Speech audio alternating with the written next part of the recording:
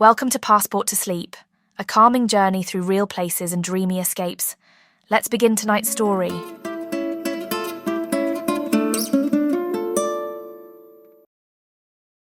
We touch down just after dawn.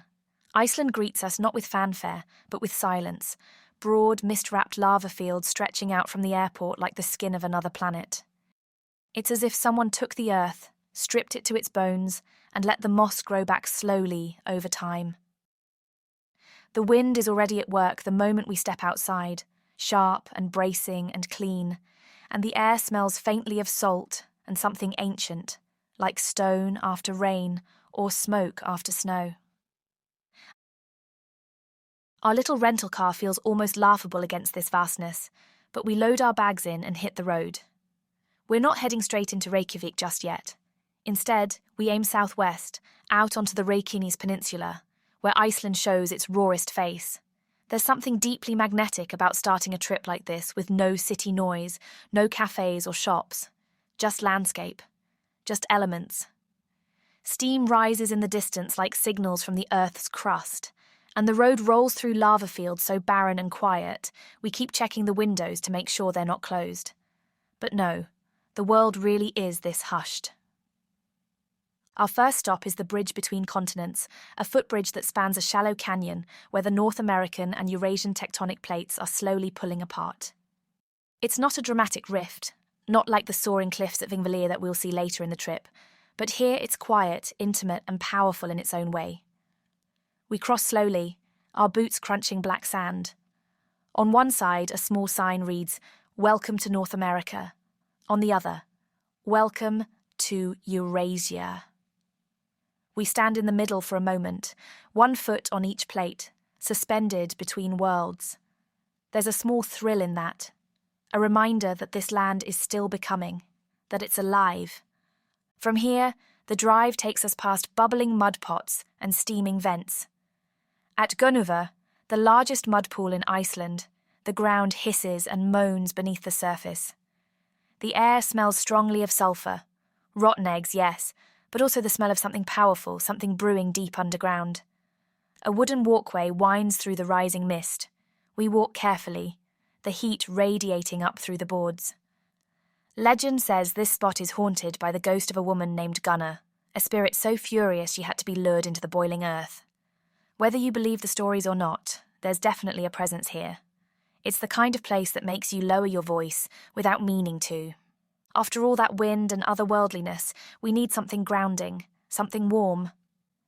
So we head to the Blue Lagoon, Iceland's most famous spa, nestled in a natural basin of lava rock. Yes, it's touristy. Yes, we've seen the photos 100 times. But still, there's something about lowering yourself into that surreal, milky blue water, with the sky wide above, and the steam curling around you like silk. All doubts vanish. It's quiet here too. People speak in low tones or not at all. Some are reclining on flotation mats, eyes closed. Others are rubbing white silica masks onto their cheeks like a ritual. We do the same, and the mask feels cool, then warm, then gone, as we glide through the mineral-rich water, arms out, letting the body float. The black rock that surrounds the lagoon is jagged and porous, softened only by patches of moss and the contrast of that impossible blue.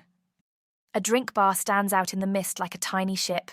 Glasses of Skyer smoothies, Prosecco or sparkling water passed across the fog. We sip slowly, reclining by the edge. For a moment, it feels like time has melted away entirely. There is only warmth and water and breath. Eventually, reluctantly, we leave the lagoon, skin tingling and cheeks pink from heat and cold trading places. We drive toward Reykjavík, Iceland's capital, a city both modern and deeply rooted in its own sense of place. As we approach, colour begins to return to the landscape. Houses painted bright red, mustard yellow, sky blue. The city is low and sprawling, hugging the shoreline, with snow-dusted mountains rising behind it, like something out of a Norse lullaby. Our hotel is the Kvosin downtown, tucked just behind the Parliament building and the stately cathedral. It's housed in a century-old building, but the inside is all clean Scandinavian design. Light woods, charcoal tones, textured blankets, and warm lamps that glow like firelight. The windows open onto a quiet square where people pass wrapped in wool, pushing strollers or riding bikes in the cold with faces turned to the sun, even if it's only a suggestion. We drop our bags and step out into the city on foot. Reykjavík is wonderfully walkable. There's no traffic stress, no towering skyline to overwhelm, just narrow streets lined with cafes, bookstores, record shops, and cozy corners. We duck into Brad and Company, where the scent of cardamom and butter fills the tiny space like a spell. The cinnamon rolls here are stacked high and sticky, the cardamom buns coiled like golden snails. We choose one of each, still warm, and carry them outside in waxed paper. The cold air shocks the sugar on our tongues and makes every bite feel earned. Further down Reykjavík, the city's main street, we pass murals that span entire buildings. Giants with whale tails, dreamlike stags in space helmets, whales rendered in dripping technicolor. Reykjavík is a city that feels entirely itself. There are no chain stores in the downtown core, no franchises. Even the gas stations sell local knitwear and fermented shark. Every window display feels personal, curated not for tourists but for neighbours. We stop in Amundsen, Iceland's oldest bookstore, and lose time flipping through Nordic cookbooks, children's stories about elves, and coffee table books filled with aerial photos of glaciers. As twilight begins to settle, soft and pink, we make our way toward Hallgrímskirkja, the city's famous church. It rises like a basalt cliff over the rooftops, designed to echo the shape of volcanic rock columns. We step inside and find the interior spare and quiet, lit by tall, narrow windows. A massive pipe organ lines the back wall, and though no one is playing right now, we imagine what it must sound like, something seismic and celestial all at once. For a small fee, we ride the elevator to the top of the tower. The view takes our breath away. Below us, Reykjavík spreads out like a patchwork, red roofs, blue houses, snowy sidewalks. The harbour glimmers. Beyond that, the sea. And farther still, the mountains, draped in evening. It's not a big city, but it feels like a sanctuary. Dinner tonight is at Dill, Iceland's first Michelin-starred restaurant, though fancy doesn't really apply here in the usual sense. The room is small, quiet, candlelit. The menu is fixed and seasonal. We're served smoked Arctic char, pickled rhubarb, lamb tartare with spruce oil, crispy sunchokes, and bread made with beer and sea salt. Every dish is a love letter to the island, its wildness, its brevity, its resilience. Between courses, we sip Icelandic gin and quietly watch snow begin to fall outside. After dinner, we pull our coats tighter and head toward the harbour. The sky is unusually clear. Stars blink overhead. We've checked the aurora forecast and it's hopeful. Not a guarantee. But maybe. So we walk, past Harpa, the city's concert hall, all shimmering glass like a honeycomb of light, and out to the sculpture called Solfar, the Sun Voyager, a skeletal Viking ship pointing toward the sea. We sit on a bench there, our breath ghosting the air. And then, just as we're about to give up, we see it, a ribbon of green, barely there, curling across the northern sky.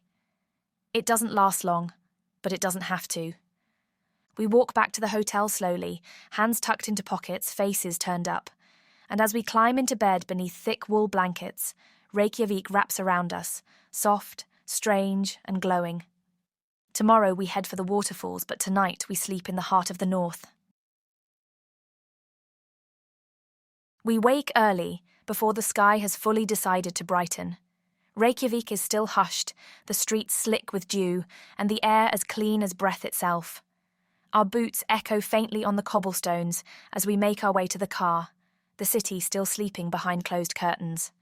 Today we drive south, chasing waterfalls, cliffs, and black sand beaches. Iceland's south coast is one long masterpiece, and we've got a front row seat. As we leave the city behind, the road unspools like ribbon over a canvas of moss, glacier, and sky. This is Route 1, the Ring Road, and it winds through landscapes that feel unchained from time. We pass scattered farms with red-roofed barns tucked beneath mountains, horses with windswept manes standing statue-still in the mist, and lupine fields that blur into violet in the corners of our eyes. Occasionally, a cluster of sheep appears on the roadside, chewing thoughtfully, utterly unbothered by the humans passing through. Our first real stop is Seljalandsfoss. Even from the road we can see it. A perfect white ribbon falling from a green cliff into a spray-filled pool. But the real magic lies in what Seljalandsfoss allows us to do. You don't just look at this waterfall, you walk behind it. The path is narrow, slick with mist and edged with stones, but we climb carefully, hearts beating faster with every step. And then, we're inside. The roar of the water is deafening, vibrating in our bones, and the world beyond is a sheet of falling white. We stand there, soaked and grinning, the waterfall crashing just feet away, the sun creating a faint halo around the cascade. It's like being in the lungs of the earth. Every breath tastes of water and stone. When we emerge on the far side, dripping and laughing, we feel brand new. Just a few minutes farther down the road is Skogafoss, and if Seljalandsfoss is a dancer, Skogafoss is a giant. 60 metres tall and immensely wide, it thunders down onto a flat riverbed with such force that mist shoots into the sky like breath. The legend goes that a Viking named Thrasr hid a treasure chest behind this waterfall, and that sometimes, when the light is just right, you can glimpse the gold. We don't see gold, but we do see a rainbow arcing like a blessing across the spray. A steep staircase winds up the hillside beside the falls. It's over 500 steps, and we climb them all, lungs burning, legs trembling. But at the top, the view unfolds like a secret. The river that feeds the falls winds through a mossy valley, and we can trace its path all the way to the edge where it leaps. There's a trail here, the Fimmvörðuháls hike, that leads into the highlands between glaciers. But today, we simply look. The wind is fierce, tugging at our jackets, but the sound of the falls from above is somehow gentler, like the heartbeat of the land itself. Back on the road, the landscape begins to change. The cliffs retreat. The sea appears to our right, and the flat, dark plain of Myrdalsandur spreads out like a massive canvas, streaked with glacial rivers. In the distance, we spot Eyjafjallajökull, the volcano whose 2010 eruption famously halted air travel across Europe. It's quiet now, capped in snow, as if it's sleeping off its fury. Next, we head to the coast to one of the most surreal places in Iceland, Reynisfjara. The black sand beach here isn't made of sand at all, but finely crushed volcanic rock. The basalt columns, formed by ancient lava cooling into perfect hexagonal shapes, rise like an organ from the earth, stacked in layers that look almost intentional, like a sculptor's hand shaped them. We climb them carefully, feeling the geometric ridges under our fingers, like stone piano keys waiting for music. The waves here are massive, towering, relentless. They crash against the shore with terrifying rhythm, and the signs warn us again and again, do not turn your back on the ocean. People have been swept away here. We stand far back, boots just at the edge of the foam, and watch the sea in awe. There's a wildness here that demands respect. No fences, no lifeguards, just the raw meeting of land and sea. Offshore, the Reynisdrangar sea stacks jab up from the water like knuckles. Legend says they're trolls who tried to pull a ship to shore, but were caught by the rising sun and turned to stone. That's the thing about Iceland. Myth and geology are always tangled together, both carved into the land. By now we're hungry, and we head into the village of Vik, a tiny town nestled beneath cliffs with a church that perches high on a hill, watching over everything. We stop at the Soup Company, a cosy spot known for its hearty Icelandic lamb stew. We sit by the window, bowl steaming, bread warm from the oven. The stew is thick with root vegetables and herbs, the lamb rich and tender. It's the kind of meal that settles deep and stays with you. After lunch, we have a decision to make. There's the option of hiking out to the famous DC-3 plane wreck at Sólheimasandur, a long, eerie walk across flat, ash-coloured plains to where the skeleton of an old US Navy aircraft rests, abandoned since 1973. It's haunting and cinematic, but instead, we choose a different route, one less photographed and more alive, Dyrhólaey. This promontory juts out into the sea like a green claw. We drive up a rough gravel road, steep, winding, and a little harrowing, and then we're on top of the world. The view is staggering. To the west, the black coastline stretches straight to the horizon. To the east, the Reynisdrangar stacks rise from the sea. Beneath us, waves smash against the cliffs, and just offshore, a massive stone arch curves out over the sea. Diaholae, the Dorhill Island, through which boats can sail when the water is calm. In summer, puffins nest here, diving and flapping and wobbling like airborne clowns. We spot a few, their beaks bright and eyes curious, watching us from the grass. They tilt their heads as if amused, then tumble into the wind. By late afternoon, we begin to head east again, the sky starting to take on that golden hue that lasts forever in Icelandic evenings. We drive through lava fields covered in moss so thick it looks like green velvet thrown over boulders. The terrain is lunar, dreamlike. Occasionally a glacier appears in the distance, silent and vast and glowing. We stop in Kirkjubæjarklaustur, a small village with a long name and deep history. The name means Church Farm Cloister, a nod to the Benedictine convent that existed here in the Middle Ages. We grab coffee at a quiet gas station cafe where locals chat in Icelandic and the shelves are filled with both chocolate and dried fish. The coffee is hot and strong, served in thick white mugs. We sip slowly, watching a golden retriever doze in the sun outside. We settle for the night at a simple guest house just outside of Skaftafell, tucked between mountains and fields. The air is cold and clean, and when we step out after dinner, just soup and bread, nothing fancy, the stars are beginning to emerge. And then, there it is, a glow on the horizon, green at first, then shifting, pulsing, the aurora borealis. We stand still. The lights stretch across the sky in slow, graceful waves. Not fast, not dramatic, just silent movement, like the sky is breathing. It twists into ribbons, then fades, then returns, all in absolute silence. The ground beneath us is cold. The sky is alive. We don't speak. We don't need to. Eventually we go inside, peel off our boots, crawl beneath thick wool blankets, and we sleep, not just tired but full, in that quiet, glowing way that only comes after a day of wonder. We wake early, wrapped in warmth while the cold breath of the Icelandic dawn presses lightly against the window pane. Outside, the world is still, frosted grass, a few sheep grazing slowly under the pale light of a rising sun, and the distant hush of glaciers breathing in the background. Today, we go farther still, farther east, where the ice touches the sea, and then we'll turn back toward the heart of the island. It's a day of contrast, of fragility and force, of silence and thunder. And it begins with ice. We pack up quickly, layering against the chill. Our car crunches over gravel as we pull out from the little guest house near Skaftafell, the mountains rising behind us like watchful giants. The morning is golden and still when we arrive at Jökulsárlón, Iceland's most famous glacier lagoon. Nothing prepares you for this place. You've seen photos, maybe even drone footage, but none of it captures the silence, the scale.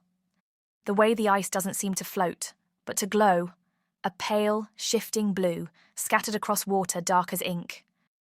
Icebergs carved from the mighty Breiðamerkurjökull glacier drift slowly, creaking, turning, fracturing. Some are small, no bigger than rowboats. Others rise like miniature islands, cathedral-shaped and ancient. We stand at the edge, breath frosting in the air, and we don't speak for a while. Then a seal breaks the surface, just a slick head at first, then a sleek body twisting through the narrow channels between ice. Another follows, and then a third. They move easily here, as if the lagoon belongs to them, and in truth, it does. The lagoon is only about 90 years old, created by retreating glaciers. It grows larger every year, swallowing land and history, and offering nothing back but silence and awe. We board an amphibian boat tour, bundled tightly in waterproof jackets. The boat rolls forward with a low hum, weaving slowly between the bergs.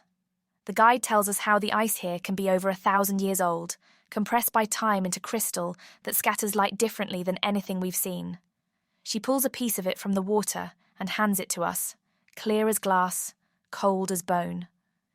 We hold it in our hands for a moment before it melts into drops on our fingers, like time itself vanishing. Across the road, we walk down to Diamond Beach, where chunks of glacier ice wash ashore like jewels spilled from the sea. The sand is black and fine, and the ice scatters across it in all shapes, Sculpted towers, twisted spires, translucent domes. Some are small enough to cup in our hands, others rise above our knees. The contrast between the crystal clarity of the ice and the volcanic darkness of the sand is breathtaking. Waves lap quietly at the shore, nudging the ice like whispers. We stay longer than we mean to, but eventually the road calls. Heading west again, the landscape begins to shift. The glaciers fade into the rear view, replaced by sweeping plains. We cross long stretches of empty land, where the only company is a line of telephone poles marching off into the distance, and the occasional lone sheep perched on a lava rock, as if posing for a national monument. It's midday when we reach a tiny roadside cafe, nothing more than a turf-roofed hut with a single chimney puffing steam into the sky. Inside, it's warm and quiet. A couple of locals sit by the window with mugs of thick coffee.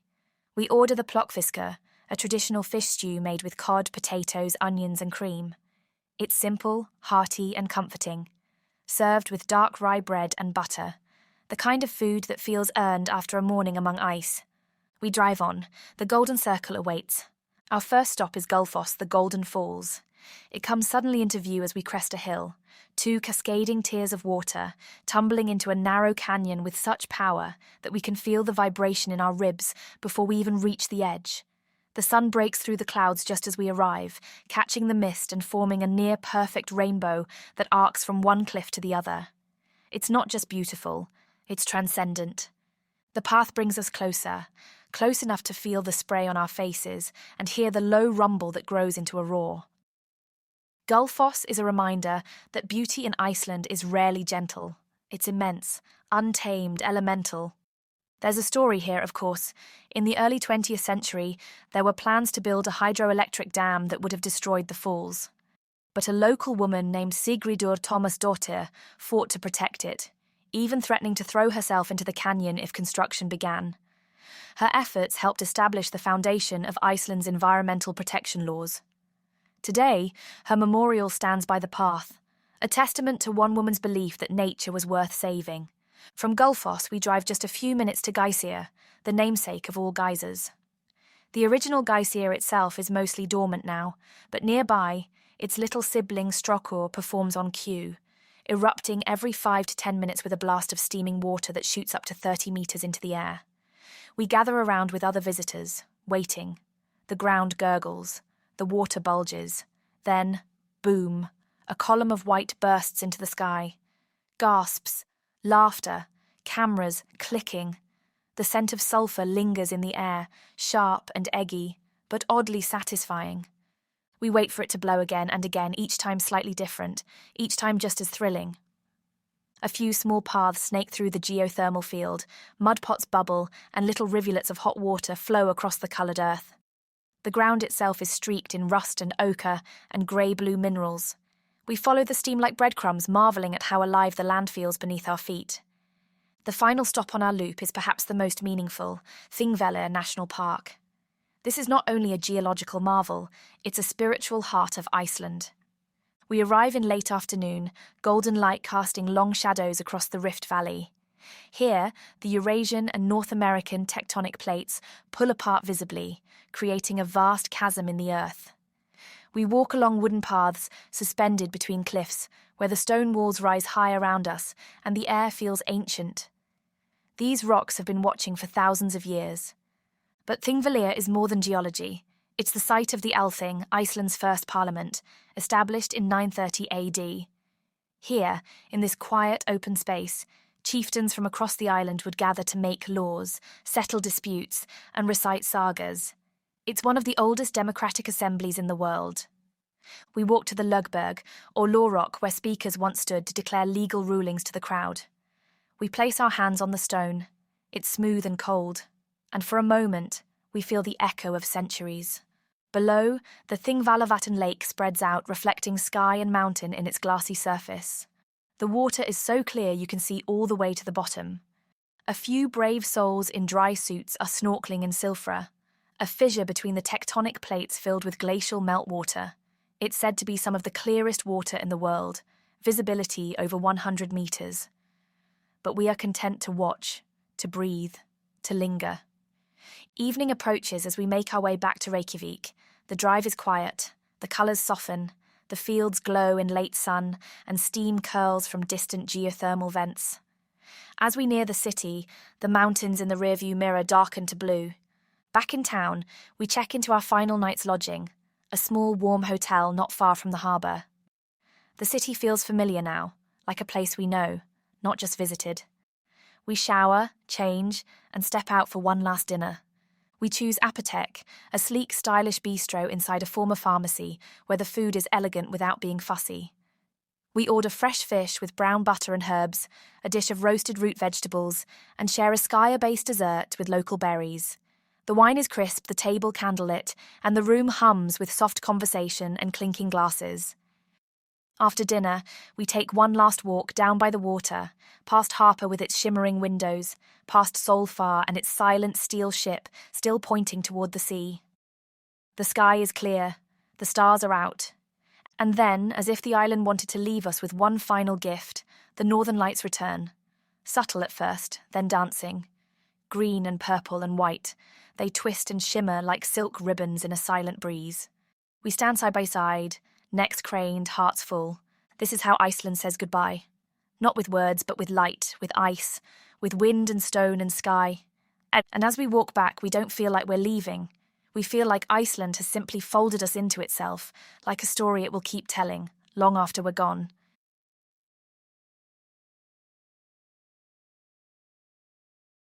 We hope you enjoyed this journey. Please follow us for more destinations, and don't forget to leave a review. It helps others find a peaceful place to drift off to. We'd also like to remind you that information in this episode may become outdated. Please verify with your own research if you plan on travelling to any of these lovely destinations. Until next time.